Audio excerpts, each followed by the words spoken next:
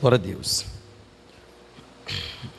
Louvado seja Deus, amém? Meus irmãos, vamos ficar de pé para a gente começar o nosso culto, amém? Glória a Jesus.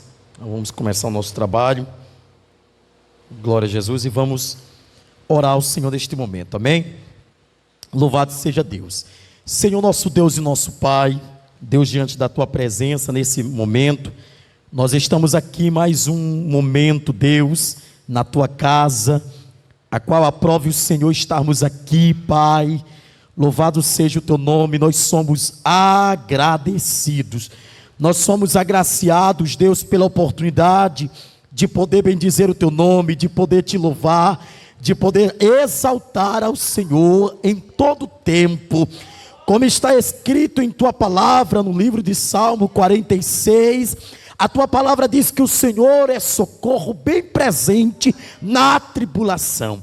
Somos agradecidos, ó Deus, porque temos visto o Senhor operar nos dias atuais, temos visto o Senhor alertar a Tua igreja, temos visto o Senhor consertar a Tua igreja, temos visto o Senhor aprumar a Tua igreja, temos visto o Senhor chamar a nossa atenção.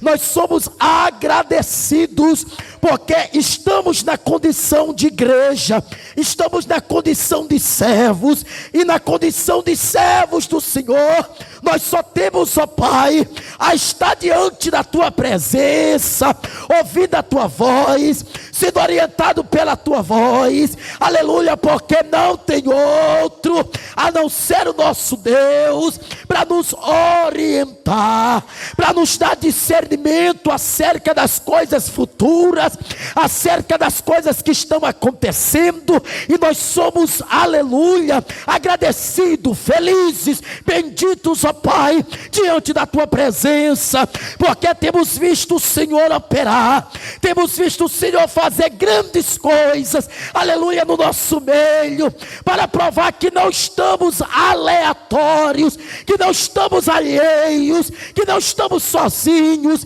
diante desta adversidade, diante do que o mundo está passando, diante do que o mundo está vivendo. Mas o Senhor tem colocado em nós, aleluia, o discernimento, as estratégias necessárias, aleluia, a Deus, ó Pai da glória. Nesta noite, Deus, nós queremos, como Teu povo, nesta noite nós queremos, como a Tua igreja, começar a orar pela nação, começar a apresentar a nação diante do Senhor, começando a apresentar, ó Deus, ó Pai, as famílias, os lares. Deus, estamos no campo de batalha, estamos batalhando, nós temos visto isso, Deus, em todas as esferas. O inimigo das nossas almas tem tentado amedrontar a igreja do Senhor, mas a igreja do Senhor segue avante, segue triunfante, porque ela já entendeu, ela já compreendeu que a força dela está no Senhor, a base dela está no Senhor, a estrutura dela está no Senhor. Quanto mais o inimigo tenta contra a igreja, mais a igreja cresce, mais a igreja avança, mais a igreja triunfa, mais a igreja conquista, mais a igreja avança diante de territórios, diante de situações, diante de momentos. Nós queremos tão somente nesta noite orar, ó Deus, em especial pelos nossos irmãos baianos, meu Deus, pelos aqueles que moram na Bahia, pelos aqueles que moram na capital, ó Deus. Queremos Te apresentar, ó Pai da glória, Senhor, neste exato momento, muitas famílias perderam as suas casas, quantos lares não estão desolados, quantas famílias não estão em desespero, e nós começamos a clamar nesta noite, fazendo os nossos irmãos conhecidos diante do Senhor. Começamos a orar nesta noite, a igreja começa a levantar um clamor especial, a igreja começa a decidir entrar em oração pela causa desta nação, pela causa das nações lá fora. Deus, o Senhor tem mandado a sua mensagem, O Senhor tem mandado esta mensagem para as igrejas. O Senhor tem alertado a igreja brasileira. Acordem. Não é tempo mais de cochilar. Não é tempo mais de andar em dois pensamentos. Não é tempo mais de ficar, aleluia, com os comichões dos ouvidos. Não há mais tempo. O tempo agora é necessário. É o tempo que precisamos nos levantar. É o tempo que precisamos continuar em oração, continuar em clamor, continuar em intercessão. Porque, Senhor, nós compreendemos isso. Cada culto é uma batalha. Cada culto é uma batalha. Cada culto é uma batalha. E quando nós entendemos esta batalha, nós começamos a clamar pelo sangue de Jesus, que é sangue precioso. Começamos a batalhar nesta noite pela causa maior, que é a causa das famílias, que é a causa dos lares. Deus, começamos nesta hora a orar. Deus, que o Senhor possa guardar a tua igreja, que o Senhor possa sustentar a tua igreja nos dias atuais, mantendo em nós a chama pentecostal, mantendo em nós a chama da tua palavra, essa chama que muda, essa chama que aprova, essa chama que transforma, essa chama que é chamado a chama da palavra de Deus. Que ela possa ser um arco, que ela possa ser o esteio das nossas vidas, que ela possa ser a pedra chamada, a pedra de esquina, que é a palavra de Deus. Que esta palavra mantenha em nós, aleluia, mantenha os missionários, mantenha os pastores, mantenha aqueles que estão fazendo a obra nos países que ainda não se pode pregar o evangelho. Que esta mesma chama que hoje impera em nós possa entrar dentro de cada casa, possa entrar dentro de cada família, mudando, transformando, aleluia, pelo poder que há na tua palavra. Faz de nós hoje crentes mudados, crentes transformados pelo poder que há na tua palavra. E nesta noite toma este culto que já está se iniciando, Deus. Opera no nosso meio, em nome de Jesus. Amém, Jesus. Louvado seja Deus, amém. Eu queria chamar a diaconisa Ivone para estar louvando os 2 hinos congregacionais. Louvado seja Deus. E logo em seguida eu queria dar uma oportunidade para a irmã Karina estar trazendo uma saudação nesta noite, em nome de Jesus. Louvado seja Deus. A irmã Naeli já se prepara, porque logo após a saudação da irmã Karina, a irmã Naeli vem e louva para a gente recolher dízimos e oferta da casa do nosso Deus. Glória a Deus. Glória a Deus. Eu saúdo a igreja com a paz do Senhor, amém. Vamos louvar o 372. Glória a Jesus. Esse louvor aqui é um louvor que ele me dá muita força.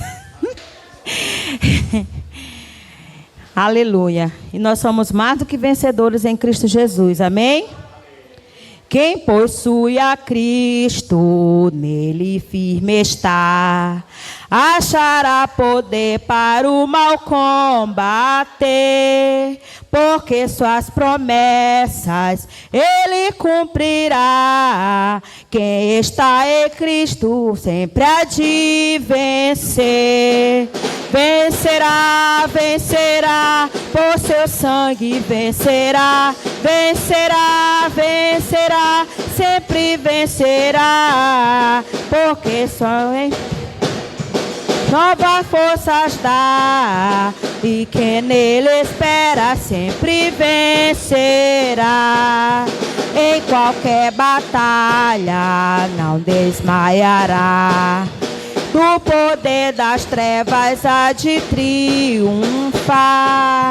Deus lhe dará força, nunca falhará, porque Jeová combate em seu lugar.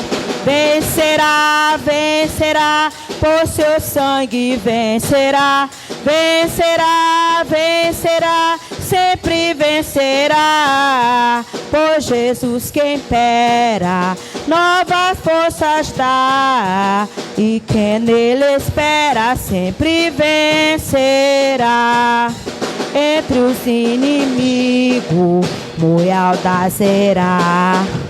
Quem unido a Cristo nunca vacila, em Jesus firmado, luz espargirá, a luz do Evangelho para nos libertar. Vencerá, vencerá, por seu sangue vencerá, vencerá, vencerá, sempre vencerá. Novas forças dá, e quem nele espera sempre vencerá. Vencerá, vencerá, sempre vencerá. Vencerá, vencerá, sempre vencerá. Por Jesus quem impera, novas forças dá, e quem nele espera sempre vencerá. Aleluia, Jesus. Glória a Deus. Louvado seja o nome do Senhor. Vamos louvar o 3. Aleluia, Jesus. Glória a Deus. Plena paz em santo gozo tenho em ti, ó meu Jesus, pois eu criei em tua morte sobre a cruz. No Senhor só confiando, neste mundo viverei, entoando aleluias ao meu Rei. Oh, glória, meu Jesus, pois é digno de louvor. É meu Rei, meu bom pastor e meu Senhor. Como os anjos que o louvam, eu também o louvarei, entoando aleluias ao meu Rei.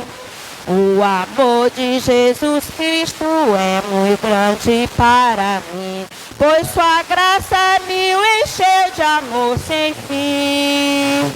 Meu Jesus foi para a glória, mas um dia eu verei, entoando aleluias ao meu Rei. Oh, glória, meu Jesus, pois é digno de louvor. É meu Rei, meu bom pastor e meu Senhor. Pois os anjos que os louvam, eu também o louvarei, entoando aleluias ao meu Rei. Este mundo não desejo tão bondoso Salvador, não sabendo agradecer seu grande amor. Eu, porém, estou gozando do favor da sua lei, entoando aleluias ao meu Rei. Oh, glória, meu Jesus, pois é digno de louvor. É meu Rei, meu bom pastor e meu Senhor. Como os anjos que o louvam, eu também o louvarei, entoando aleluias ao meu Rei. Quando o povo israelita com Jesus se consertar, dando glória ao seu nome sem cessar, nesse mundo tão terra onde sei a mesma grei, entoando aleluias ao meu Rei. Oh, glória, meu Jesus, pois é digno de louvor. É meu Rei, meu bom pastor e meu Senhor. Como os anjos que o louvam, eu também o louvarei, entoando alegrias ao meu Rei. Aleluia, Jesus. Glória a Deus. Eu agradeço a oportunidade em nome de Jesus. Glória a Deus. Vamos chamar aqui a irmã Karina para estar dando uma saudação, amém?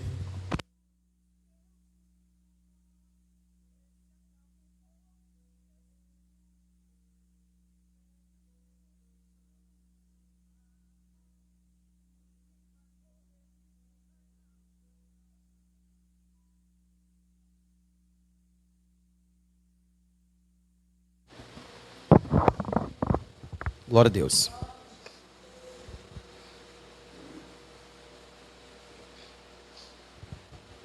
Saúde, amada igreja, com a santa e poderosa paz do nosso Senhor Jesus Cristo. Amém?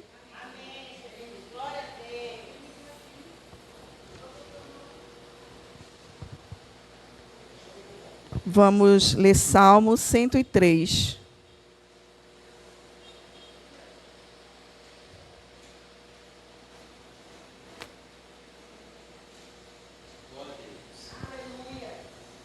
Amém? Diz assim a palavra do nosso Deus: convida-se a louvar a Deus por amor de sua graça.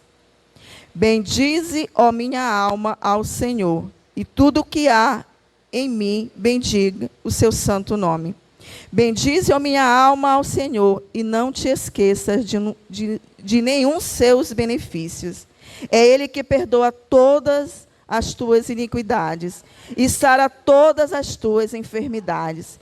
Quem redime a tua vida da perdição e te coroa de benignidade e de misericórdia. Quem enche a tua boca de bens, de sorte que a tua mocidade se renova como águia. O Senhor faz justiça e juízo a todos os oprimidos. Fez notórios os seus caminhos a Moisés e os seus feitos aos filhos de Israel. Misericordioso e piedoso é o Senhor, longânimo e grande em benignidade. Amém?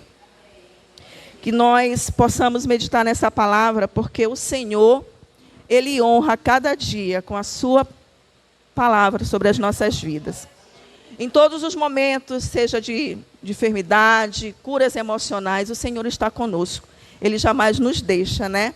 E Ele perdoa também, como diz aqui, todas as nossas iniquidades, todas as nossas falhas, né? Porque falhamos por tão pouca coisa, às vezes, né?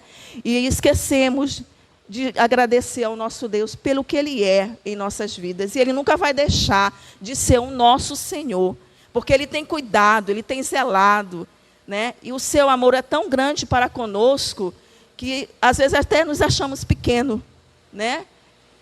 Muito pequenos diante de tão grande amor que o Senhor tem para com as nossas vidas, para com a nossa parentela, porque às vezes quando dobramos os nossos joelhos, o Senhor já vê tudo o que se passa no nosso coração, na nossa mente. Ele só quer que a gente abramos as nossas bocas para confessar o que necessitamos, porque Ele já sabe, né? E é bom saber que há um Deus que cuida especialmente das nossas vidas, que possamos buscar esse Deus continuamente até a vinda dEle, e que possamos estar naquele grande dia com Ele. Amém? Eu agradeço a minha rica oportunidade em nome de Jesus.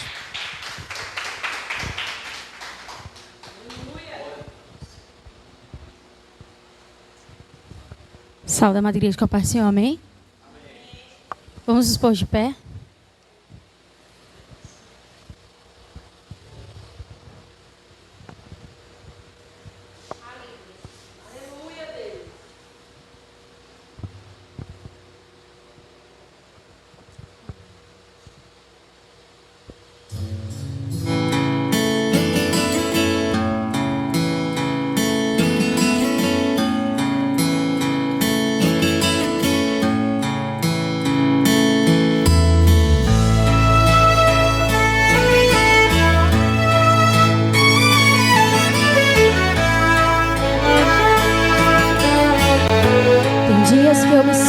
Tão pequeno, parece que por dentro estou morrendo. Sinto até vontade de chorar. Parece que não tenho mais amigos e no fim fiquei sozinho. Vou ter que me virar. Mas aí me lembro da promessa que um dia Deus fez para mim. De repente eu sinto a sua graça, sua voz eu começo a ouvir, me dizendo vai, me dizendo vai. Eu vou beber d'água, eu vou comer do pão, eu vou seguir em frente, vou ser campeão. Deus vai andar comigo, vai me ajudar no meio do deserto ou na fúria do mar. Eu vou seguir em frente, não vou desistir. Eu vou louvando a Deus, pra isso é que eu nasci. E se acaso a noite me fizesse orar, eu sei que de manhã Deus vem me consolar.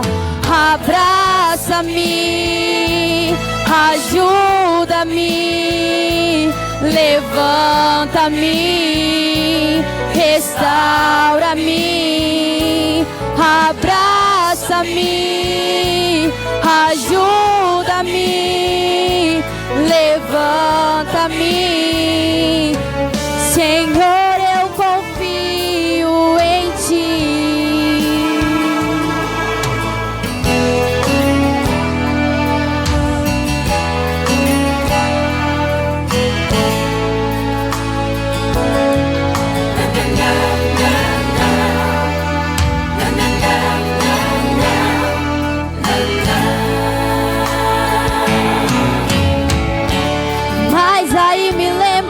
Promessa que um dia Deus fez para mim.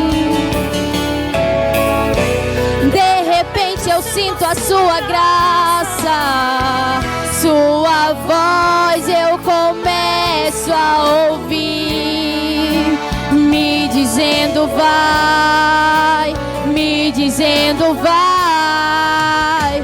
Eu vou beber d'água, eu vou comer do pão, eu vou seguir em frente, vou ser campeão. Deus vai andar comigo, vai me ajudar no meio do deserto ou na fúria do mar. Eu vou seguir em frente, não vou desistir. Eu vou louvando a Deus, pra isso é que eu nasci. E se acaso a noite me fizesse orar, eu sei que de manhã Deus vem me consolar. Abraça-me,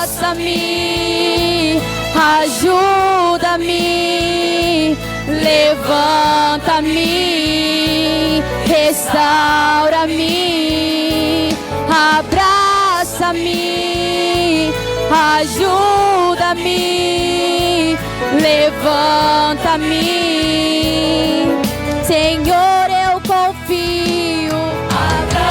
Abraça-me, ajuda-me, levanta-me, restaura-me. Abraça-me, ajuda-me, levanta-me. Senhor, eu confio em Ti. Senhor, eu confio em Ti. Agradeço a oportunidade.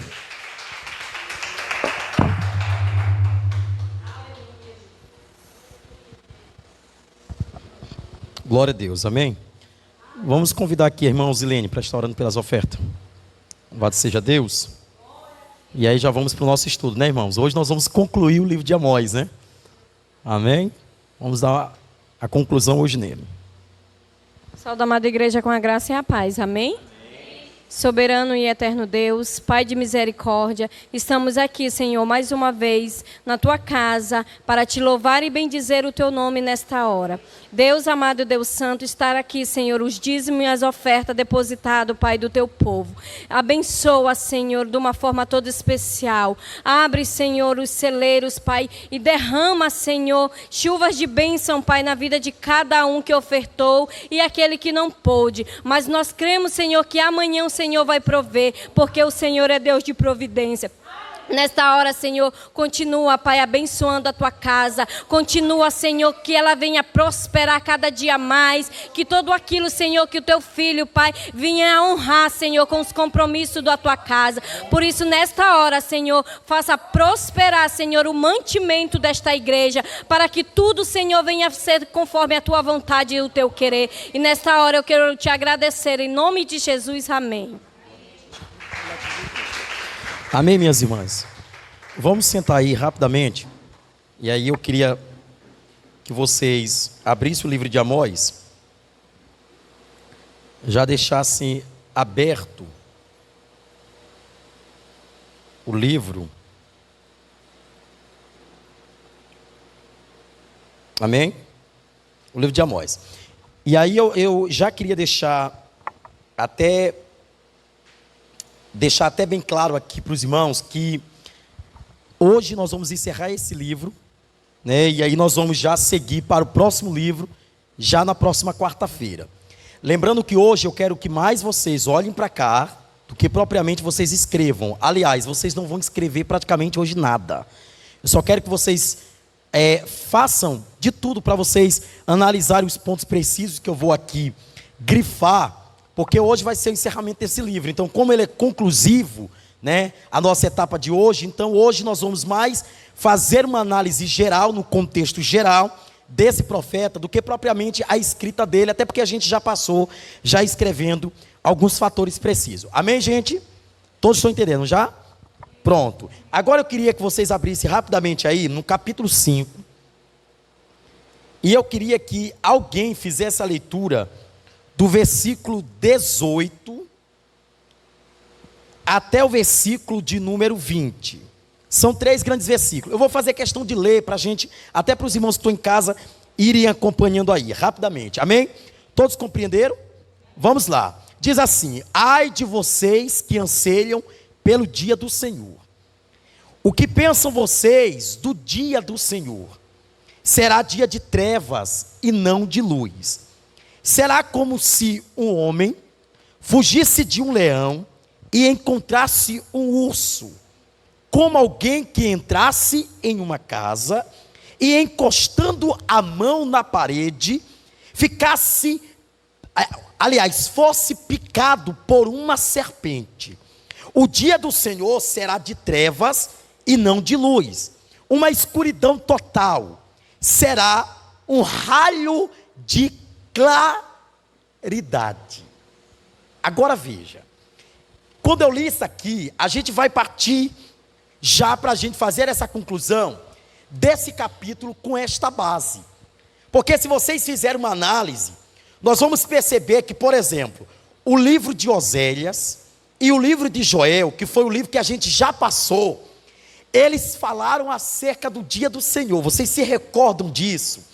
E eu frisei em responder o seguinte: olha, esse dia do Senhor, ele é um dia que ele não pode ser presumido, porque é um dia indefinido, mas é um dia claro e feito de sinais. Então, na verdade, a expressão que Amós utiliza é que jamais nós podemos antecipar este dia por uma aflição do povo ou por um momento nosso.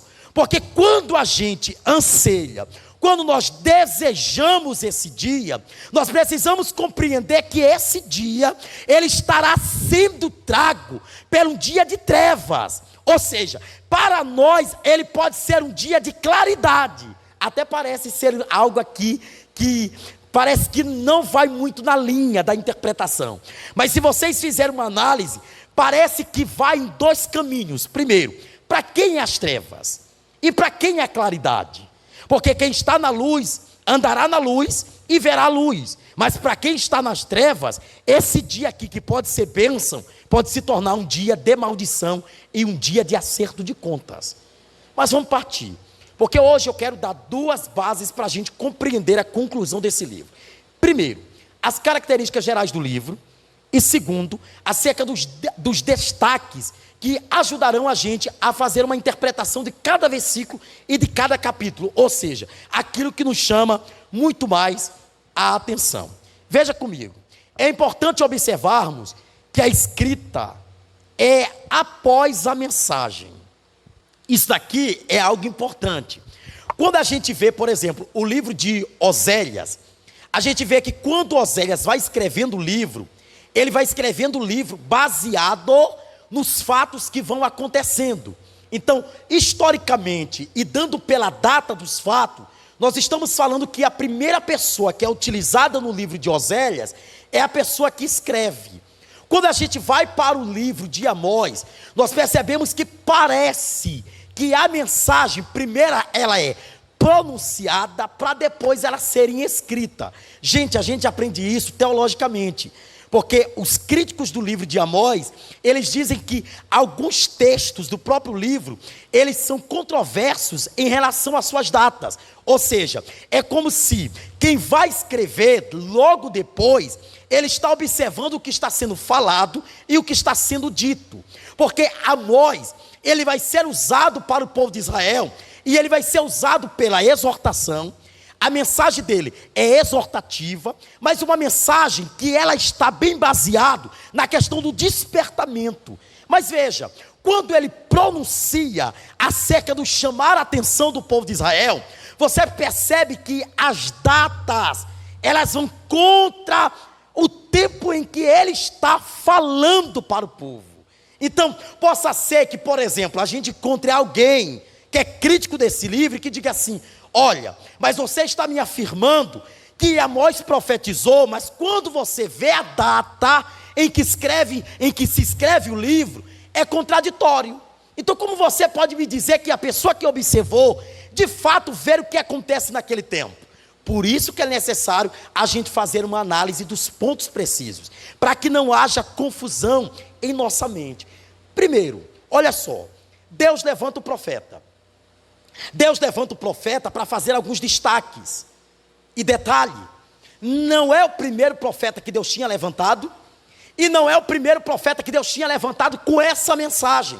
Deus já tinha levantado outros. Deus já tinha alertado o povo acerca do que eles estavam tomando como frente. Amados, isso aqui é triste, mas quando nós estamos vendo o cenário de hoje, nós estamos diante do mesmo cenário do profeta Amós. O povo, pela agonia, o povo, pelo momento, está pedindo uma antecipação da volta de Jesus, mas não tem em mente que, na verdade, a volta dele trará juízo até para nós que estamos pedindo.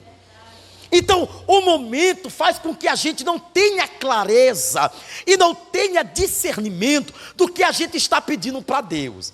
Agora, irmã Jussara, o que eu estava lhe falando lá fora é que, quando nós não temos discernimento, nós não temos a clareza do assunto, não é trago para nós o assunto diante de nós. E veja, Paulo, quando escreve no livro de Gálatas, no capítulo 5, Paulo fala sobre as obras da carne, e entre elas Paulo fala dos frutos do Espírito.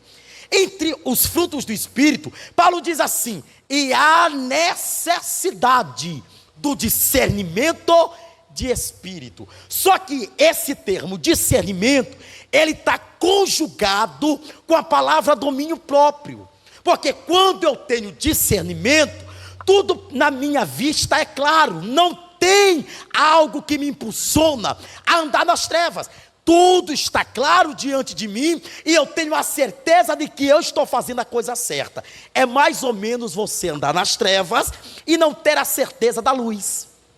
Ou seja, você anda sem direção, você não tem uma direção, você não tem uma visão prolongada, uma visão clara, uma visão certa. Mas quando você está na luz, você anda confiante, porque você está enxergando. Agora veja, como é que o povo de Israel estava? Eles estavam vivendo na aparência. E viver na aparência pode ser algo muito perigoso. Eu quero ler um texto para vocês, e eu quero que vocês vá lá para o livro de Efésios. Você que está em casa, me acompanhe. Livro de Efésios. E eu queria que a gente fizesse essa leitura, porque ela é importante para nós. Livro de Efésios. Eu queria que a gente lesse o capítulo de número 5, versículo de número 13. Aliás, vamos ler o 12. Aliás, vamos ler o 9. Porque a partir do 9 é interessante.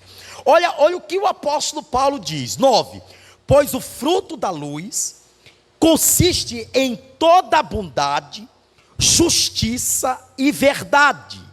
E aprendam a discernir o que é agradável ao Senhor.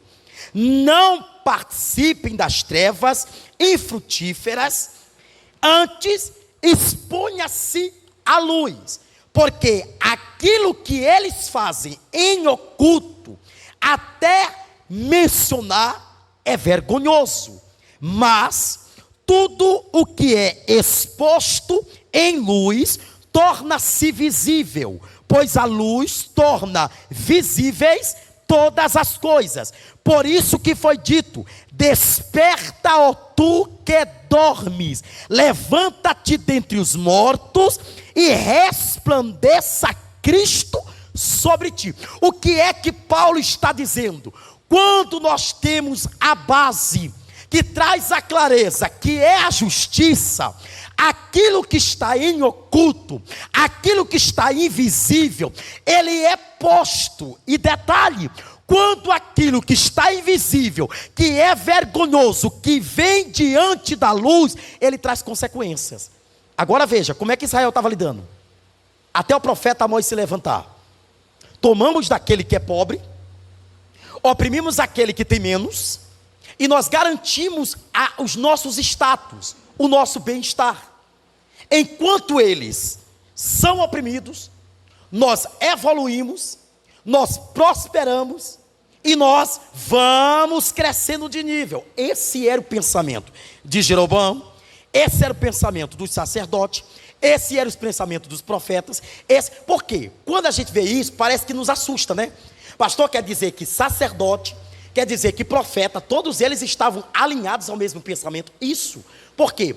Quando nós não temos profetas da verdade, nós temos profetas que pregam a mentira. E detalhe, eles são tão perversos, eles são tão cínicos, que eles deixam de pregar princípio, e eles corrompem esses princípios, para eles estarem alinhados, aliançados, a esse tipo de rito, que Deus proíbe.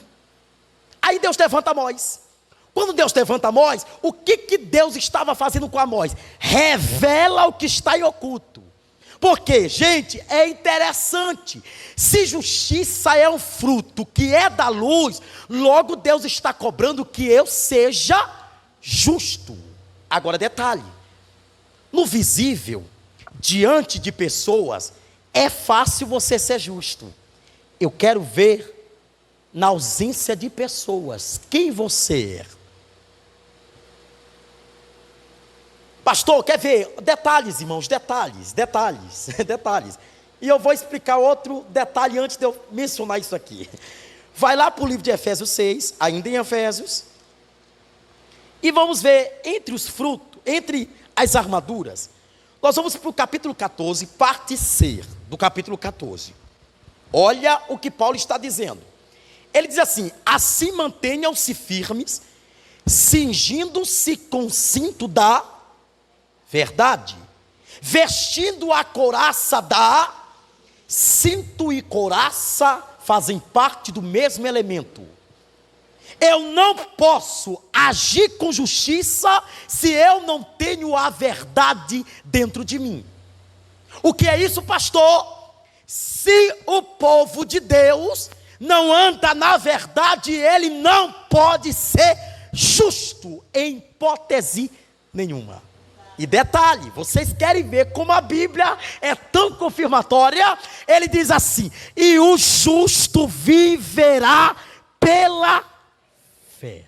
E a oração do justo feita, ela pode muito em seus efeitos. A Bíblia tem base e ela não corre fora desse princípio. O princípio é estabelecido. Para me ter fé, eu preciso ser justo. Para me ser justo, eu preciso andar na verdade. Eu preciso conhecer a verdade. E detalhe, Jesus Cristo está ensinando os seus discípulos e ele diz: conhecereis a verdade e a verdade ela vos libertará. O que é isso? A verdade traz à tona o que é invisível para a luz. A luz que resplandece, que me tira aquilo que é morto, traz aquilo que é aparente para aquilo que é verdadeiro. Nós não vamos confundir aparência com verdade. Aparência é um, verdade é outra.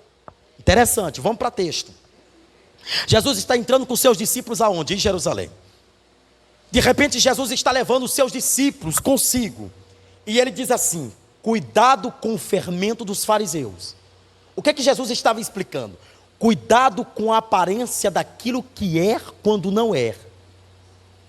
Ele está levando os discípulos. Por quê? Os discípulos estavam naquela fase de aprendizagem. Só que os discípulos ainda continuavam errando. Porque os discípulos eram falhos. Jesus faz uma multiplicação entre eles e eles questionam: Jesus, por que o Senhor não faz mais milagre? Neste caso, agora, por que o Senhor não faz? Aí Jesus está ensinando eles. Jesus está dizendo: olha, compreendam. Cuidado com a necessidade, porque a necessidade faz a ocasião. Às vezes nós estamos nesta mesma linha. Pela necessidade nós provamos todo tipo de alimento. E Jesus está dizendo para nós: cuidado com a aparência. Nem todo tipo de alimento vai alimentá-los de verdade. Tem alimento que é só aparência, que não é sólido, que não é um alimento que dá substância. Eu me lembro que eu ouvi um pastor dizendo assim: entre o feijão que tem caldo grosso e o nicine hoje, ele não dá sustância para ninguém. A criança acaba de se alimentar, daqui a pouco ela pede de novo: eu estou com fome, eu quero comer, porque o alimento não é sólido. O que Paulo diz para a igreja de Coríntio? Vocês não podem ser crianças na fé. Vocês não estão mais na fase de tomar leite. Vocês estão na fase de ter alimento correto, alimento necessário. O que é que Deus está dizendo para nós? Se você não tiver capacidade de ser um profeta da verdade, então você vai ser mais um a andar na corrupção generalizada. Era em todo aspecto, era em todo nível. Quando nós somos corruptos, nós não pregamos o que é real, não há verdade em nós. Não tem verdade em nós. Quem é que prega isso? Jeremias. A mensagem de Jeremias era tão consistente que a mensagem de Jeremias era contra os profetas. Porque naquela época, eu sempre falo isso nos nossos cultos de ensino. Naquela época tinha duas divisões importantes. O sacerdote tomava conta do altar, tomava conta do ambiente congregacional. Em contrapartida, nós temos os profetas que eram a boca de Deus para o seu povo. Detalhe, quando os profetas abriam a sua boca, eles tinham que falar em nome de Deus, e assim tinha que acontecer para ter respaldo diante da sua fala. Jeremias olha os profetas, e como é que os profetas estão? Pregando do seu coração: olha, tem paz. Olha, não vos preocupeis, porque está tudo sob controle. Hoje não é diferente. Entra na internet, veja as lives dos profetas.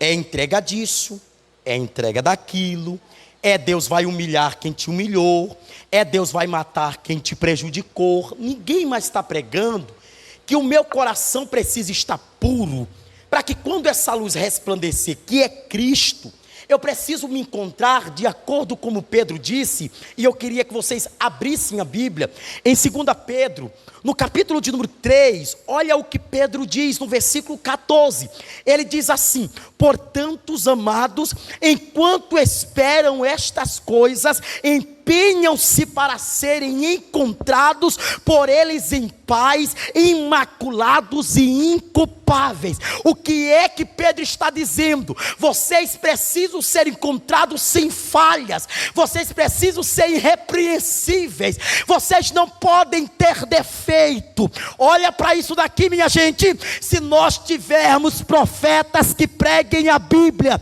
que preguem a palavra de Deus, nós não vamos viver mais, assim diz o Senhor. Mas a nossa esperança, a nossa realidade, a nossa consciência, a nossa paciência em relação à volta de Cristo fará com que nós nos preocupamos como nós estamos diante de Deus. Cadê os profetas que pregam a realidade? Eles estão sendo consumidos pela vontade. Interessante. Nós estamos hoje como seguidores. As pessoas já não seguem mais Cristo. As pessoas seguem e elas são admiradoras de fulano que prega muito a Bíblia. É interessante. Eu tenho visto recentemente, e eu tenho me assustado com isso, e eu quero fazer uma denúncia aqui espiritual. Hoje nós temos seguidores para isso, seguidores para aquilo, mas nós não temos seguidores de Cristo. Nós não temos pessoas que defendem Cristo. Não porque eu gosto de fulano, porque fulano tem uma palavra. E hoje, detalhe, hoje os profetas é da autoestima. É daqueles que trazem uma mensagem coerente para a tua necessidade. Já não é mais para te aprender, já não é mais para te consertar, já não é mais para te manter imaculado, para te manter santo, para te manter provado. Já não é mais isso, ninguém mais quer pregar isso. Agora veja a mensagem. E eu quero partir aqui para a gente ir para a conclusão deste livro. Veja como a Bíblia é tão complexa na questão da necessidade do aprendizado, que nem todo mundo compreende. Porque nós precisamos fazer uma análise. Primeiro, a mensagem de Amós é um chamado à justiça social. O que eles estavam fazendo estava tocando até Deus. Estava irando Deus.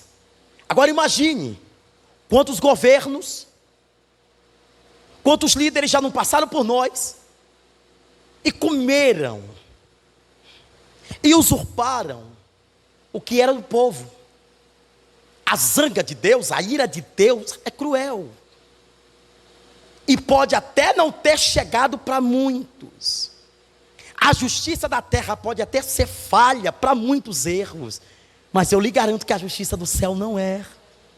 No dia do juízo, ai, ai, ai, ai, ai, muitos vão dizer. Porque vai ser um dia do encontro. Vai ser um dia da realidade. Vai ser um dia onde as verdades vão ser expostas. Onde os pecados vão ser visíveis. Agora olha o que o profeta diz. A opressão talvez seja o pior tipo de pecado que alguém que está na liderança pode cometer. E eu vou ver na Bíblia com você. Volta para o livro de Amós, capítulo 5, versículo de número 21 ao 23. Olha o que ele diz. Eu odeio e desprezo as suas festas religiosas. Não suporto as suas assembleias solenes. Mesmo que vocês me tragam holocaustos e ofereçam cereal, isso não me agradará.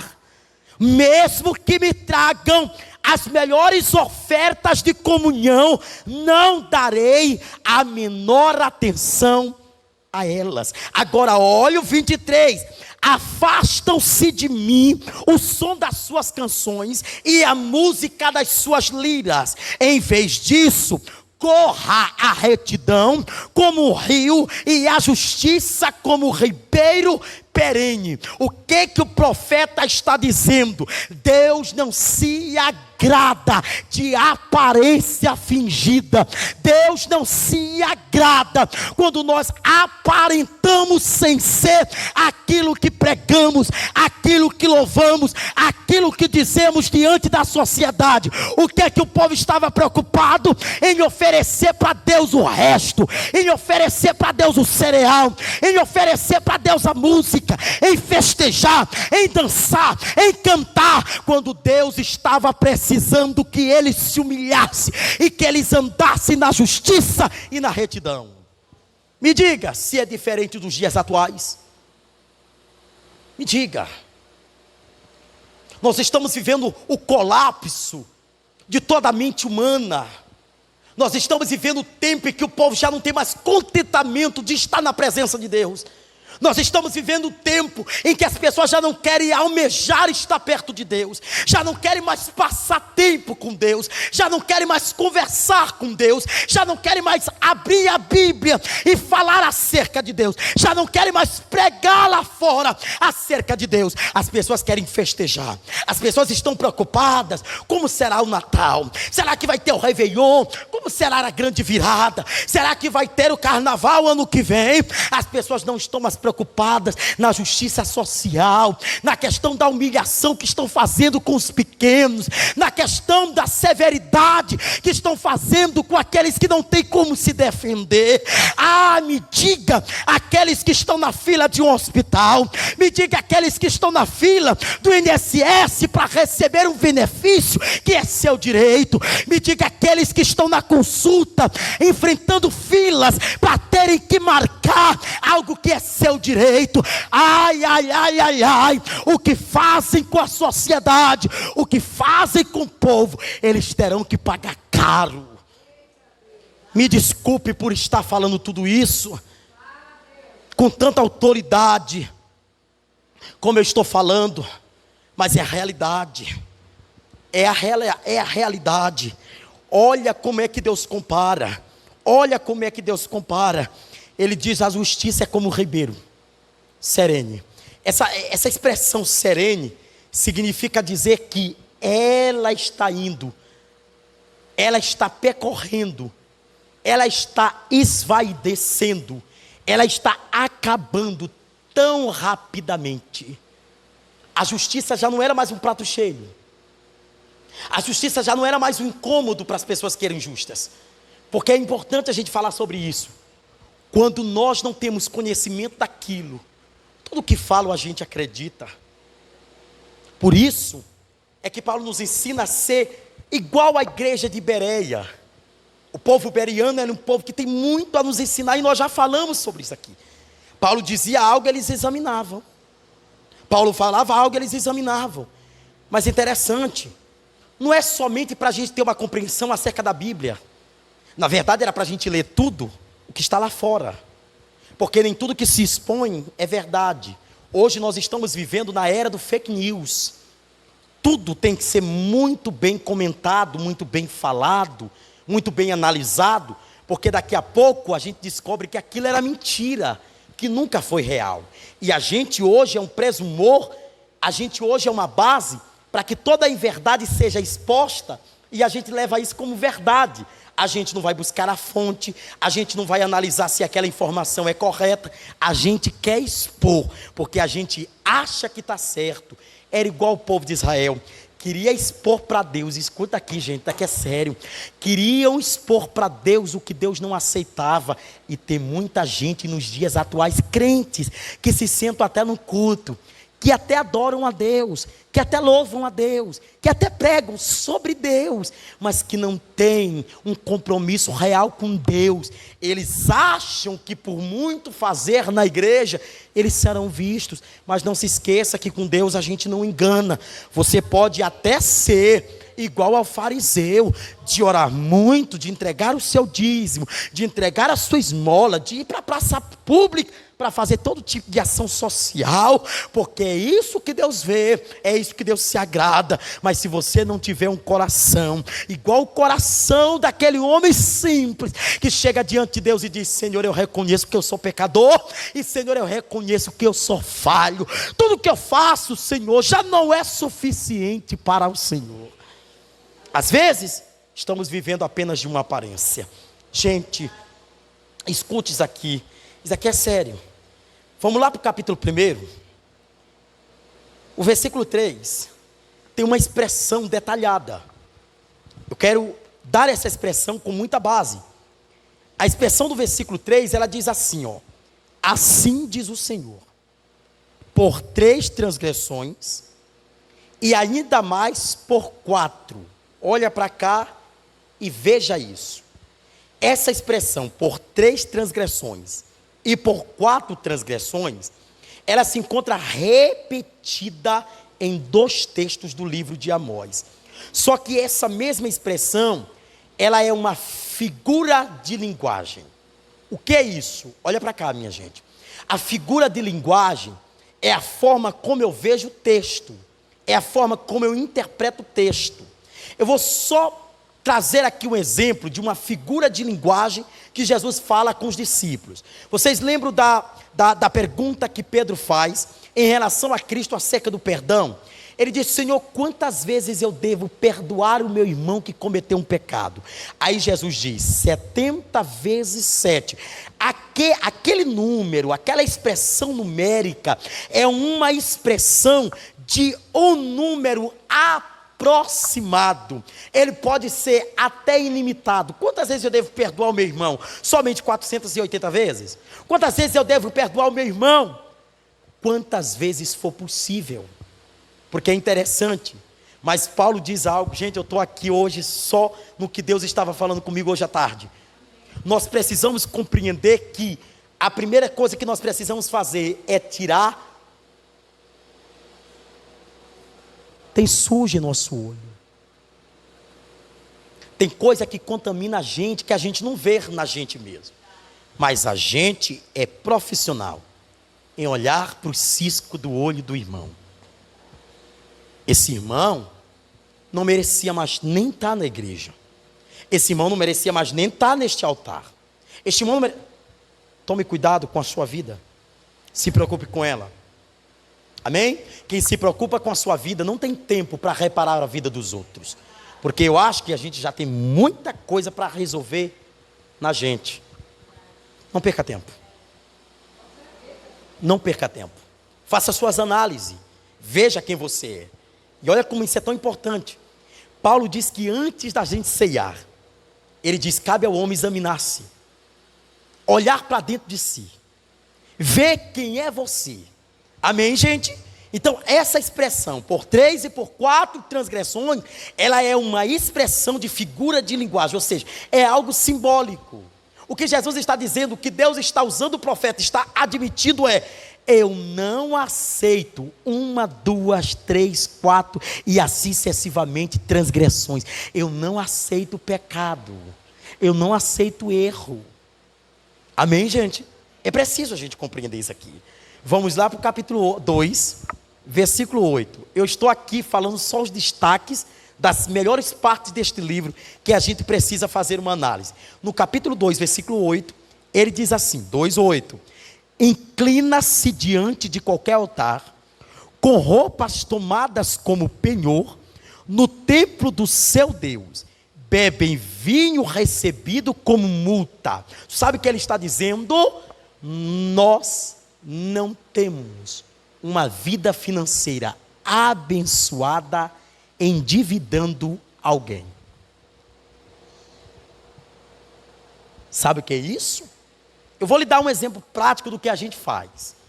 Você vai no supermercado, de repente a moça do supermercado, do caixa, passa e lhe dá a mais no troco, 5 centavos. Aí você olha e diz assim: é bênção de Deus? É bênção de Deus ou o céu está te desmascarando diante de você mesmo? Pastor, mas eu vou nos determinados lugares e se faltar 5 centavos ele não me vende. A justiça não é para quem impõe, é para quem vive. Seja justo. Porque é interessante, você furta 5 centavos agora, daqui a pouco você perde 100 reais. Daqui a pouco você perde 200 reais. É a mesma coisa do vice-versa. Alguém te rouba, daqui a pouco Deus lhe dá muito mais do que alguém furtou em você. Já dizia uma frase, né, que talvez não é uma frase bíblica, mas é mundanizada. Ela diz que tem o diabo para tirar, mas ainda tem mais Deus para nos dar. E não é que é verdade? Quando a gente cresce financeiramente, tomando vantagem, endividando alguém, nós estamos dizendo: o que eu preciso é crescer. Alguém que está embaixo, eu posso até pisar. Lembre-se, se tem uma coisa que me faz eu me parecer com Satanás, é a soberba. E todo soberbo é prepotente. Todo soberbo não tem humildade. Ele quer o quê? Crescer.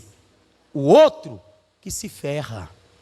Porque o que importa é que eu estou com as minhas roupas e com o meu vinho para me beber. Olha a expressão que ele utiliza. Foi um impacto para mim quando eu li isso aqui. Olha, eu vou repetir só para vocês entenderem. Inclinam-se diante de qualquer penhor. Ou seja, ele está dizendo diante de qualquer lugar. Aí ele diz o quê? Com roupas tomadas pelo penhor. Ou seja, alguém é dono daquilo. Aquilo pertence a alguém. E aquilo, irmão Jussara, que não pertence a mim, não pode ser trago para a minha vida. Que coisa forte, Deus. O que não é bênção para a sua vida é maldição. Tome cuidado com o que você está tirando da casa de alguém para colocar da sua. Se tem uma coisa que precisa ser preservado, eu vou falar, Deus. Se tem uma coisa que precisa ser preservado a qualquer custo, é a tua intimidade. A tua intimidade, não se esqueça disso. Não empenha a tua intimidade para quem não é confiável. Não empenha a tua intimidade, os teus segredos, para quem não sabe guardar segredo. Meu Deus. Não, pastor, porque o que me importa é falar. Não, pastor, porque o que me importa é dizer. Cuidado, olha o que Deus está dizendo. Eles estão tomando aquilo que não pertence a Ele. Eles querem as roupas caras. Eles querem o vinho que não é deles. Mas sobressaindo sobre a vida de alguém, maltratando alguém, ganhando, usufruindo sobre a vida de alguém.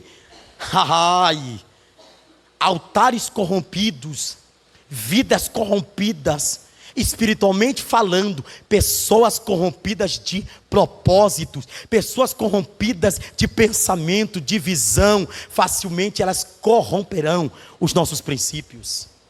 Já dizia a minha avó e a minha Didinha: meu filho, cuidado com quem tu anda, e eu direi quem tu és. Quem tu anda revela muito quem tu és. Revela muito. Você pode ver, as pessoas mais reservadas são as pessoas mais felizes.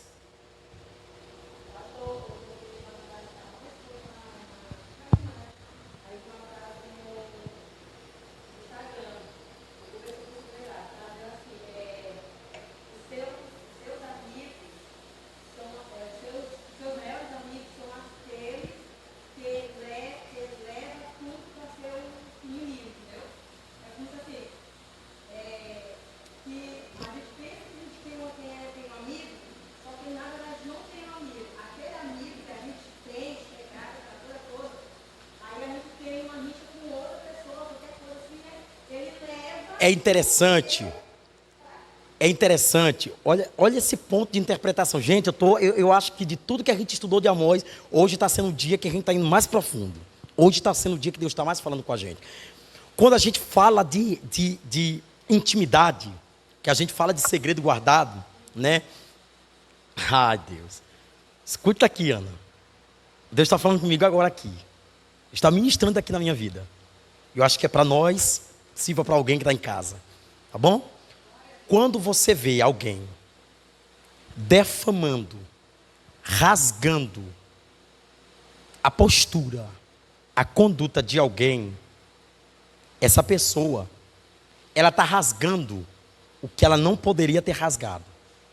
Porque enquanto nós somos amigos, é trocas de intimidade e de segredos. Depois que essa confiança é corrompida, aí o tal que era de dentro da tua casa espalha para Deus e o mundo Ou seja, que não serve para guardar até o que você tem dentro da sua casa, não serve nem para ouvir o que você tem dentro do seu coração.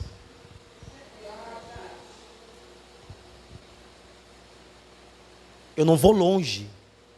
Eu estou falando aqui o que é real. Quer ver? Leva alguém para a sua casa. Quando você vê a pessoa, veja como é que ela olha a sua casa. Ela denuncia. Se o olhar da pessoa ficar nas coisas, ela não foi por você. Ela não foi por você. Ela foi pelo que tem lá. Porque eu digo uma coisa muito interessante. Quando tu cria uma posição, irmão, tu entra dentro da casa da pessoa, tu não percebe nem que tem alguma coisa falho. Porque o teu interesse é a pessoa. Aí a pessoa diz, pastor, o senhor não se lembra que o senhor foi lá em casa naquele dia, o senhor não percebeu nada. A gente até diz, não, minha irmã, não percebi nada. Ô irmão, não percebi nada. Porque o interesse da pessoa não era o que você tinha. Agora, quando a pessoa sai, que ela defama o que tu tem dentro da tua casa, ela não merece mais ser voltada. Ela não merece mais confiança, porque ela está quebrando a tua reputação. E quem quebra a tua reputação, ele é inconfiável em qualquer aspecto, em qualquer área da sua vida. Isso aqui é sério, irmãos. Eu estou dizendo aqui porque eu vivo isso. Eu não levo todo mundo na minha casa. Porque a minha casa antigamente era um livro aberto. E eu comecei a ver que, na verdade, todo livro aberto, ele vai ser lido. E nem todo mundo que vai ler vai compreender o que aconteceu ali. Então eu comecei a reservar mais.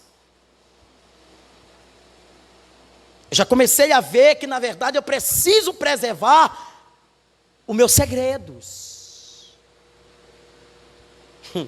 Existe coisa confiável que não pode ser falado para todo mundo. Você entendeu? Porque a pessoa vai lá, aí ela, por exemplo, ela vê um tratamento. Porque eu sempre digo uma coisa interessante. Lá em casa eu sou marido da pastora, eu não sou pastor da pastora. Aí às vezes a pessoa está lá, a gente pode ter um momento ali de discussão, a pessoa dizer assim, meu Deus, o meu pastor está brigando com a pastora, eles não eram santos. Então é melhor ficar lá fora. Porque lá dentro a gente se entende. Isso daqui é sério, irmão. Isso daqui é sério. Nós estamos ensinando você a não ser mais decepcionado por pessoas. As pessoas mais felizes, eu vou repetir de novo. As pessoas mais felizes são as pessoas que têm segredos, têm particularidade muito mais com Deus do que com os homens.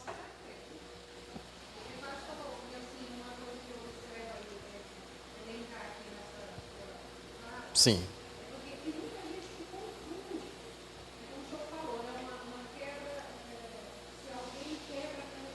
Sim.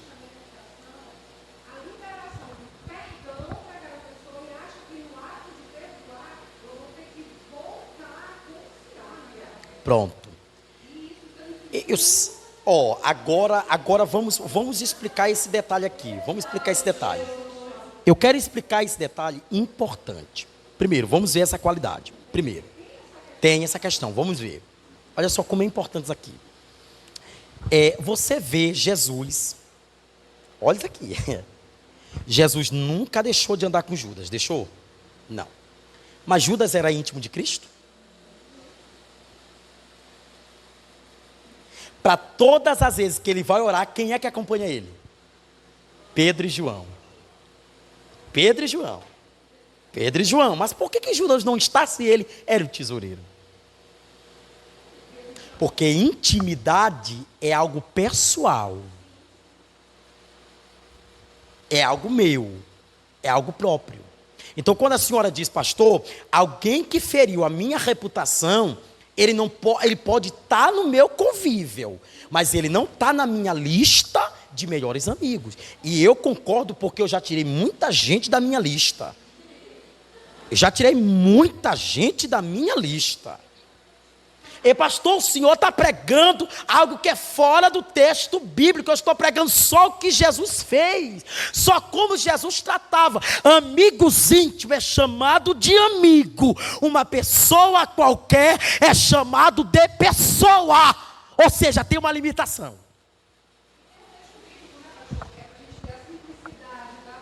Mas a astúcia de uma serpente. A serpente não dá um bote errado. Ela analisa, ela vê. Então, quando a gente vê isso, isso daqui é um choque para as nossas vidas. Porque hoje nós precisamos fazer uma reciclagem muito grande das nossas amizades. Tem gente aí que não deveria mais nem estar. E detalhe, papai, a falta de discernimento faz eu tirar gente confiável de perto de mim e colocar gente traíra para sentar na minha cama. Quando tu tem discernimento, Deus te esclarece tanto, e detalhe, que aquele que é para sair, não é para ficar. Não retorna mais. Em geral. A irmã já vai falar aqui. Sim. Sim.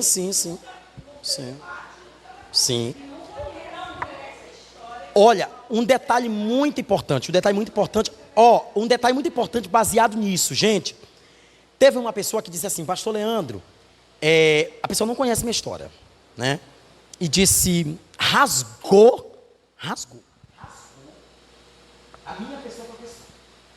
Olha, pastor Leandro, isso, pastor Leandro. Por quê? Quem não conhece a tua história, nunca vai entender as tuas dores, nunca vai compreender os teus momentos, entendeu? Então, hoje nós estávamos aqui, hoje na oração de manhã, irmã Lurdinha falou sobre depressão. E aí entrou, né, um momento ali da gente discutir sobre isso. E eu falei, e eu relatei. Hoje nós erramos muito por achar que depressão é frescura. Enquanto isso, gente está morrendo perto da gente e a gente está achando ainda que é frescura. Não é, gente. Não é frescura. Isso é coisa séria e que precisa ser lidado com seriedade. Fala aqui, minha irmã.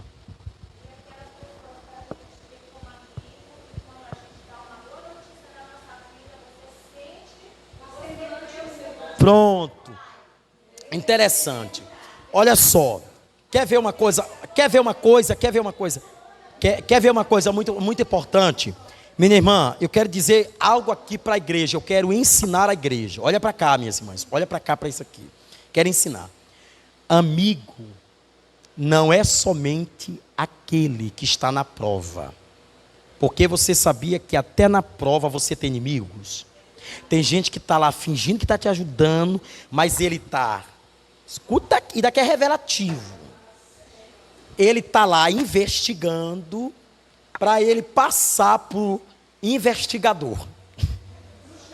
Está vendo? Para os universitários. Vai ver como é que está a vida dela mesmo. Vai se certificar. Aí tu está na prova, tu está vulnerável. Aí o que acontece? Olha, amigo é mais difícil encontrar no dia da tua conquista. Porque é onde ele se revela.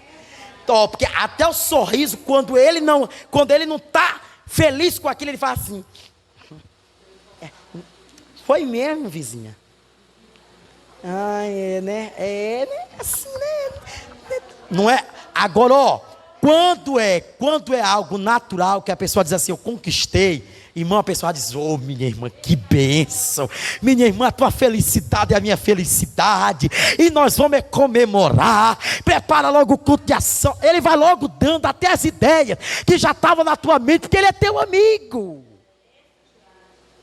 Já dizia um pastor, é muito mais fácil encontrar inimigos na prova do que encontrar, inimigos no dia da tua conquista do que encontrar amigos no dia da tua prova. E é interessante, olha o que o livro de Provérbios diz para nós, só se eu não encontrar esse texto para me ler, só se eu não encontrar do amigo, vai lá minha filha, vai, rapidinho, Deus.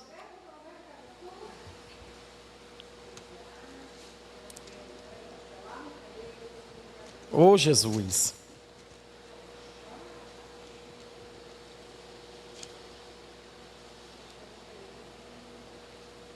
Vamos ver esse texto.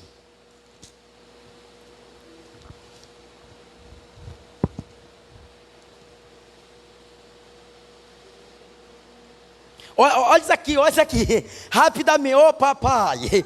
Não, olha esse texto. Provérbios 26, 23. Olha esse texto.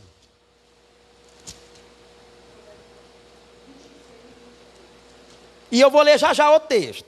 Olha o que ele diz. Como uma camada de esmalte sobre um vaso de barro, os lábios amistosos podem ocultar um coração mau.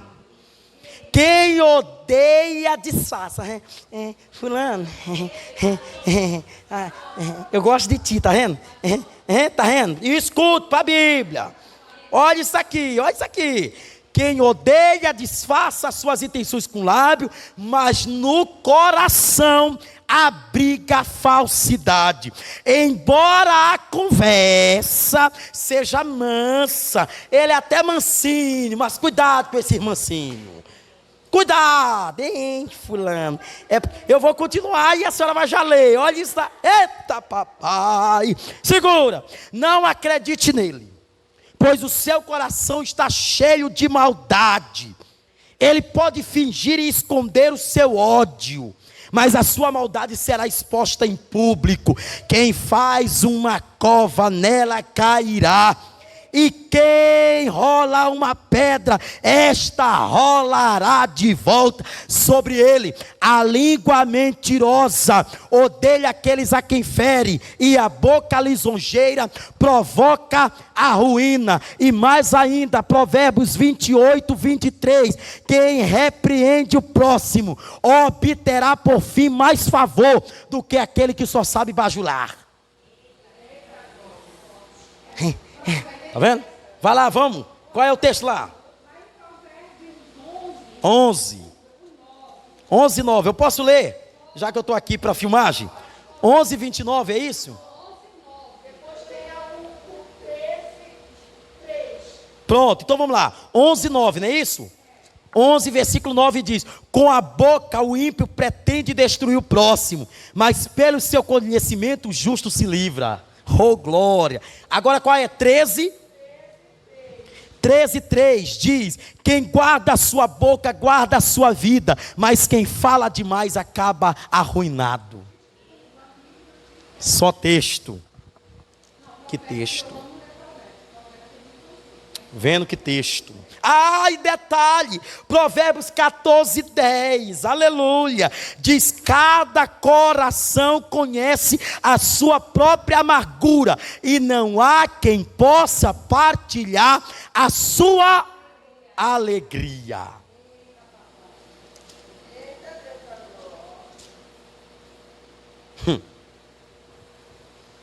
Amém? Amém, gente? Que ensino. Que ensino.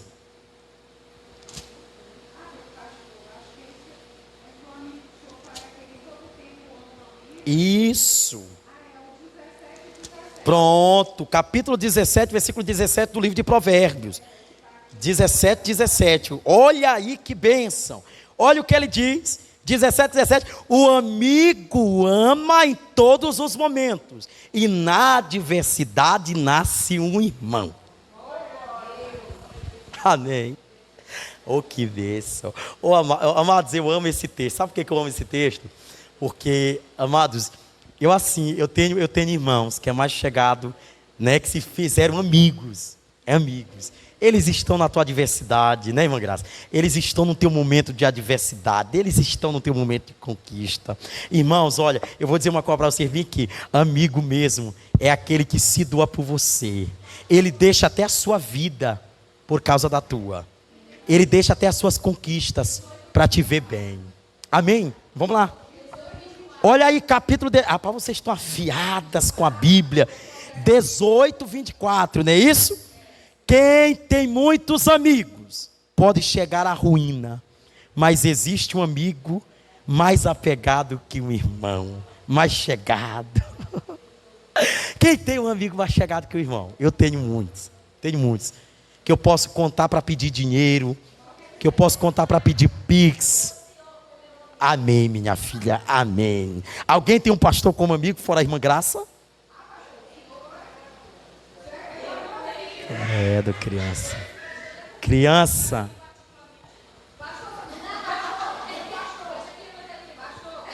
Oi, minha filha.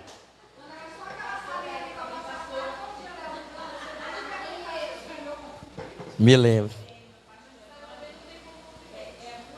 Verdade. É o irmão, né? Aleluia! Que bênção. Paizão. Olha aí, tá vendo? Amém, meus irmãos? Então, como é bom ter amigos. Que bênção. Como é bom ter amigos de verdade. Amém, gente? Olha isso aqui, ó. Deus levantou dentre o povo nazireu e profetas, homens consagrados ao Senhor, mas o povo não atendeu a sua voz. Os profetas que Deus levantara foi para alertar o seu povo. No capítulo 3 de Amós, vamos lá para Amós de novo. No capítulo 3 do livro de Amós, no versículo 3 ao 8, a partir do 3 ele diz assim: 2 pessoas andaram juntas se não estiverem de acordo. O leão ruge na floresta se não apanhou presa alguma. O leão novo runge em sua toca, de nada caçou. Cai o pássaro numa armadilha que não foi armada. Será que as armadilhas se desarmam se nada foi apanhado? Quando a trombeta toca na cidade, o povo não teme. Ocorre alguma desgraça na cidade sem que o Senhor a tenha mandado? Certamente o Senhor soberano não faz coisa alguma sem revelar aos seus profetas e os seus servos. Amém? O leão rugiu e quem não temerá? O Senhor o soberano falou e quem não profetizará? Amém, queridos? O que é isso? Sabe o que o profeta está dizendo? Deus mandou muitos profetas do meio daqueles que foram consagrados, mas vocês não quiseram ouvir. Olha, quem vê o profeta João Batista levando aquela mensagem tão dura, uma mensagem tão serena, né, de uma seriedade muito grande, que vê ele profetizando, meu querido, era somente anunciando que o pecado era cruel e que levava o homem à morte, porque Paulo já diz, né, o salário do pecado é a morte, mas o dom gratuito de Deus é a vida eterna. Amém, queridos? É necessário termos homens de Deus que se levantem como uma voz profética para um tempo de corrupção e um tempo de injustiça. Muito mais do que isso, eu queria ler o 13 ao 15 do mesmo capítulo 3, do 13 ao 15, que diz assim: ouçam isto e testemunhem contra a descendência de Jacó. Declara o Senhor, o soberano, o Deus dos exércitos: no dia em que eu castigar Israel por causa dos seus pecados, destruirei os altares de Betel. As pontas do altar serão cortadas e cairão no chão. Olha o que diz: derrubarei a casa de inverno junto com a casa de verão.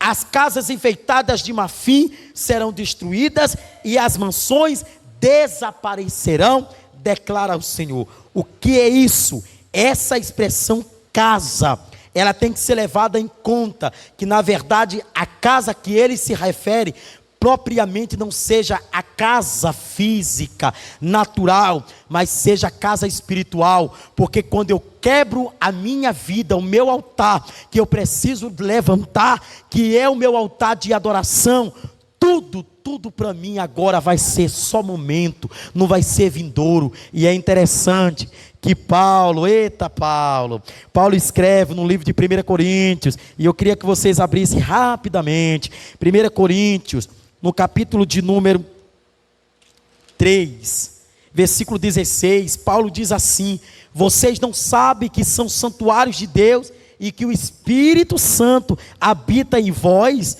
Se alguém destruir o santuário de Deus, não o destruirá, pois o santuário de Deus, que são vocês, é sagrado. Ou seja, irmãos, muito mais importante do que a luxúria, muito mais do que importante do que os status, é ter uma vida, é ter um altar levantado para Deus, e este altar ser um altar que Deus habita, um lugar da sua habitação. Então não se esqueça, todo pecado é pecado, mas pior do que isso é viver no luxo, sem ter a dignidade e a humildade de compreender que Deus não está mais lá. Hein? Eu tenho visto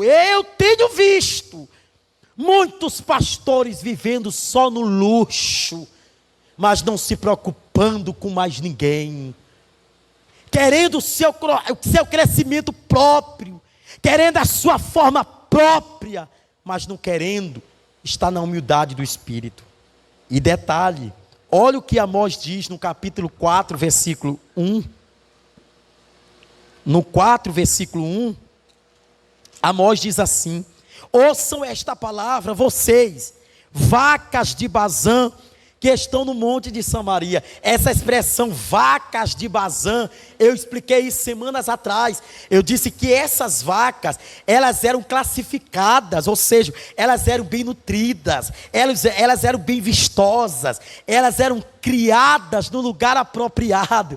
Aí eu me recordo, igreja, a me lembrar das mulheres hebreias, porque as mulheres hebreias eram mulheres abençoadas. A Bíblia diz que quando elas estavam para dar à luz, as mulheres chamavam a parteira. Quando a parteira chegava, elas já tinham dado à luz ao filho, porque eram mulheres abençoadas.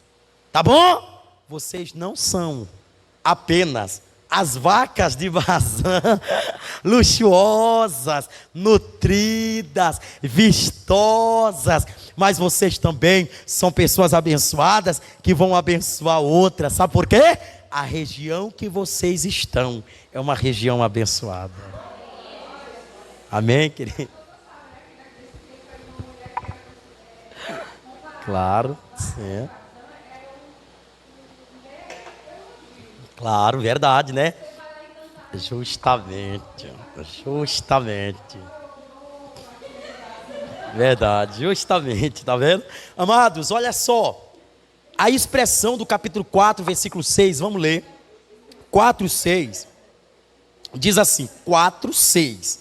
Ele diz: fui eu mesmo que dei a vocês estômagos vazios,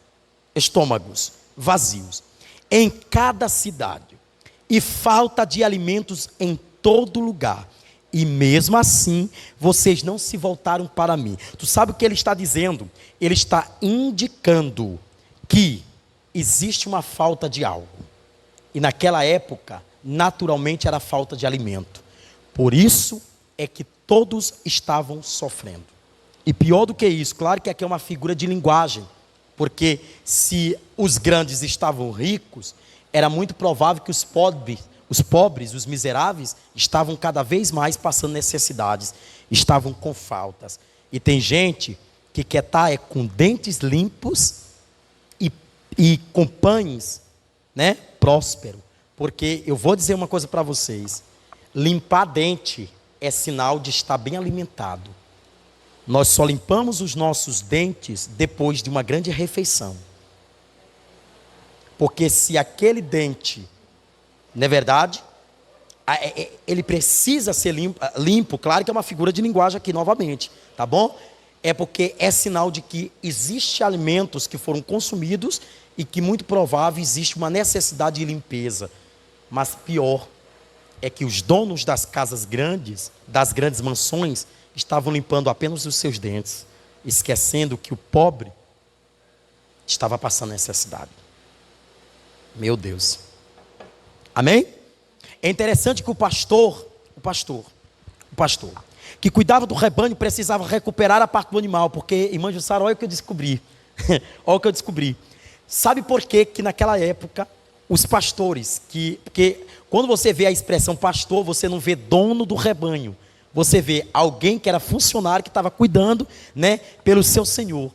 Eles, quando eles iam, por exemplo, levar o gado, levar os animais, né, ao alimento, que aquele alimento, por exemplo, eles eram feridos por algum animal feroz, você sabia que a única certeza para ele não pagar aquele prejuízo daquele animal que foi prejudicado, a única certeza que aquele senhor tinha de que aconteceu aquele fato que firmava a palavra dele, era que ele trouxesse uma pequena parte da ovelha, do gado, que não fosse ferido.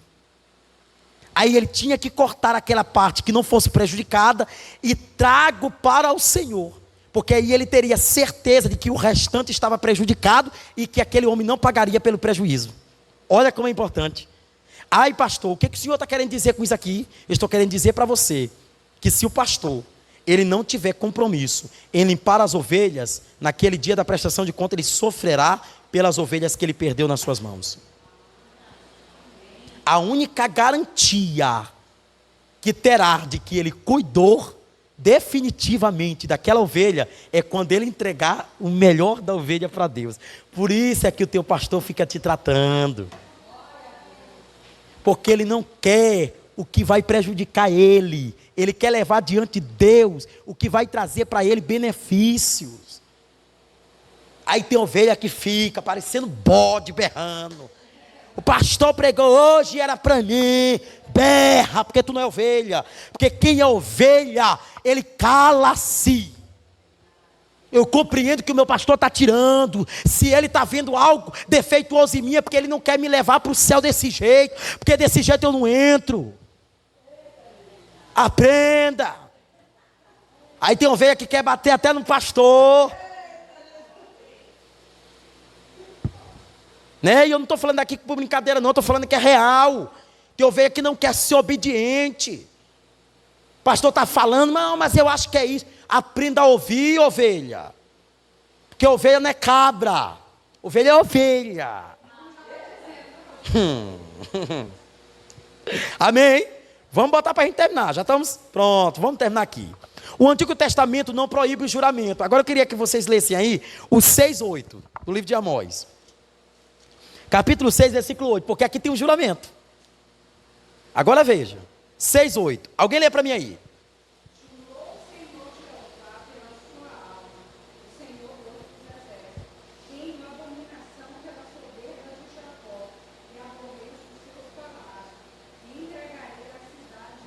Mas espera aí. Se lá no mandamento diz não usa o nome do teu Deus em vão, como é que Deus jura por si mesmo? Hein? Aqui é que mora uma linha de raciocínio. Pronto, agora eu vou explicar isso aqui. Olha só, todo juramento feito fora do nome de Deus, ele é inválido. Ele não tem confirmação. Todo juramento feito em nome de Deus tem respaldo. Ou seja, não existe ninguém maior do que ele. Ele poderia jurar pelo nome de alguém, mas não tem ninguém maior do que ele. Ele é o grande, então ele jura por ele. E detalhe, olha que coisa interessante. O Antigo Testamento não proíbe o juramento.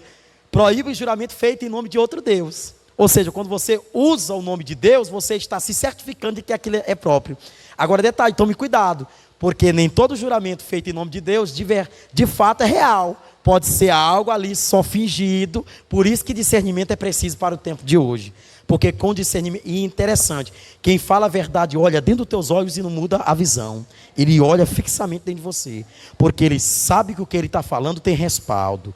Olha isso daqui, capítulo 7, versículo 4 e 6. 4 e 6 ele diz assim: o soberano, o Senhor, mostrou-me também que para o julgamento estava chamando o fogo, o qual secou o grande abismo e devorou a terra. 5, 6.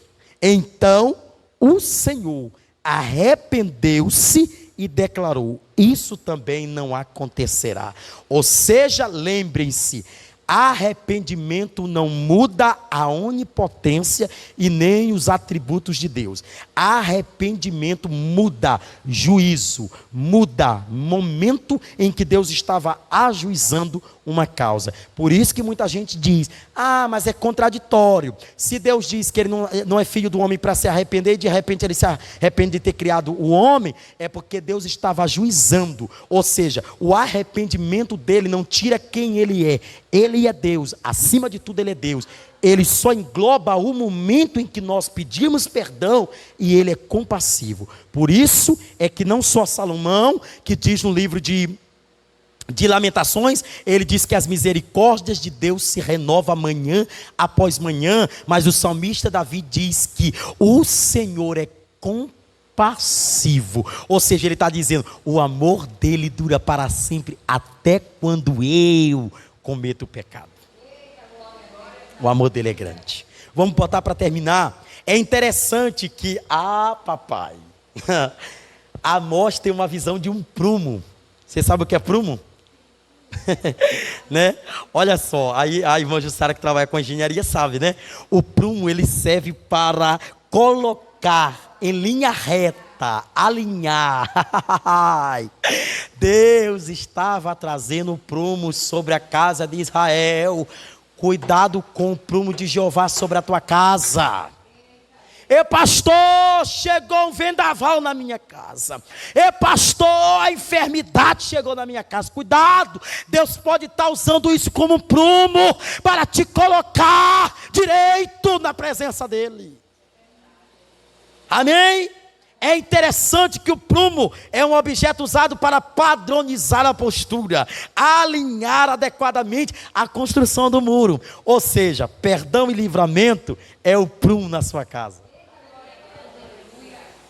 Amém? Quando você... Oh, meu irmão, eita, papai, que bênção. Até quando você se apruma por alguém, Deus dá livramento. A mãe está lá, ajoelhada, orando pelo filho. O filho está lá bebendo. O filho está lá, que não quer se converter. Mas o teu prumo, a tua posição, a tua postura, fará com que haja livramento até no meio da tua casa. Irmão, isso aqui é muito forte. Aqui é forte demais, amém? E para terminar as últimas duas bases, haverá fome, haverá uma fome terrível, e vamos ver o que diz no capítulo 8, versículo 11, essa é a base que nós temos que utilizar para 2022, 8:11, estão chegando os dias, declara o Senhor, em que enviarei fome a toda esta terra, não fome de comida, e nem sede de água, mas fome e sede de ouvir as palavras do Senhor. Está chegando este dia. Haverá escassez, mas não é escassez de comida, mas é escassez da palavra de Deus. Amém, gente? Isso é sério. E última, a expressão que ele diz, eu vi o Senhor. No capítulo 9, versículo 1, quando ele diz, vi o Senhor junto ao altar, e ele me diz, essa expressão não é uma experiência física, ou seja, não se conhece Deus em sua totalidade. Pegou, gente? Olha para cá. Quando ele diz, e vi o Senhor, ele está dizendo, eu não tive uma experiência física, eu tive uma experiência em visão. Não, olha para cá. Não se conhece Deus em sua totalidade. Você pode ser o maior orador, você pode ser o maior crente e o melhor crente. Você nunca conhecerá Deus em sua totalidade. Nunca. Amém? Por isso que ele disse para Moisés, vire de costa, e eu passarei atrás de ti. Porque se você me ver, morrerás e não viverás. Porque a presença de Deus é muito mais importante do que ver Deus face a face. Agora, naquele grande dia, o veremos. Aí é outra coisa. Porque lá a gente já estará transformado. Já não teremos mais este corpo corruptível. Amém, gente? Eita, que culto de ensino. Tremendo. Fiquemos de pé. Fiquemos de pé e vamos orar encerrando o trabalho. Amém? Glória a Deus. Amados, deixa eu fazer um convite especial para vocês. Sábado agora, eu vou estar pregando no Campo Coatrá, que eles vão estar fazendo um evento lá na praça ali, perto da casa da irmã Cleo, que é Juventude, né? Essa praça lá perto da casa dela. E eu vou ser o preleitor da noite. Lá vai ser um encontro de várias áreas, de várias igrejas. E eles vão se encontrar para fazer um mover, né? E é um culto totalmente evangelístico. E eu quero levar a minha igreja comigo, tá bom? Eu quero que vocês vão comigo, tá certo? Como é perto, então a gente vai colocar para a gente se encontrar no sábado, 7 horas aqui na porta da igreja. Pode ser? Sábado agora, 7 horas. Aí, por exemplo, a gente vai subindo, aí já passa na casa da irmã Jussara, na casa da irmã Graça, aí vai passando logo, subindo na casa de todo mundo. Aí a diaconisa já espera no canto, entendeu? Todo mundo. Para a gente ir todos para lá, para vocês serem meus intercessores, porque eu vou precisar. Porque, irmãos, a meta de almas deles lá é, olha que eles são igual a gente. É 100 almas, vocês acreditam? Eles querem que 100 almas se convertam, e eu estou na mesma linha deles. Tá bom? E eu quero que Jesus me use na dispensação do Espírito para que essas almas se convertam e aceitem Jesus, amém? Glória a Deus, vamos orar. Deus, obrigado por este culto maravilhoso. Eu não tenho palavras para admitir que esse culto hoje foi um divisor de águas em nossas vidas. Deus, foi tremendo, Jesus. Obrigado, Deus, porque até o cansaço físico ele vai embora, até o cansaço mental ele vai embora, emocional, ele vai embora, ele é trocado pelo Senhor, pela presença do Senhor. Leva minhas irmãs para casa, que elas possam, Senhor, jantar, que elas possam, Senhor, na hora que chegar, dar um abraço aí no maridão, nos filhos, e dizer: olha, Jesus é bom, olha que Jesus vai chegar o tempo em que vocês sentirão sede e fome da palavra de Deus, e Deus levantará homens e mulheres comprometidos com a tal, para pregar, para evangelizar.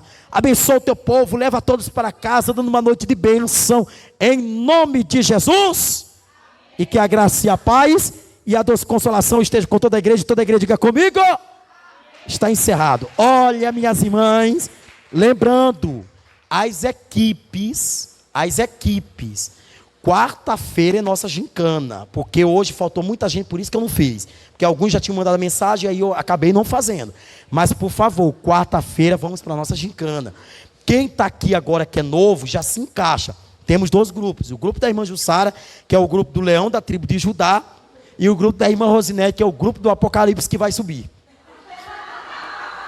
Tá bom? Então se encaixam, né? E, tá bom? E o livro é Apocalipse do 1 ao 10, tá certo? Pra gente ler. Era de 1 ao qual? Não, é de 1 ao 10. Ah, tá bom, colete. Pronto, tá vendo? Então, vai vir aí a nossa etapa.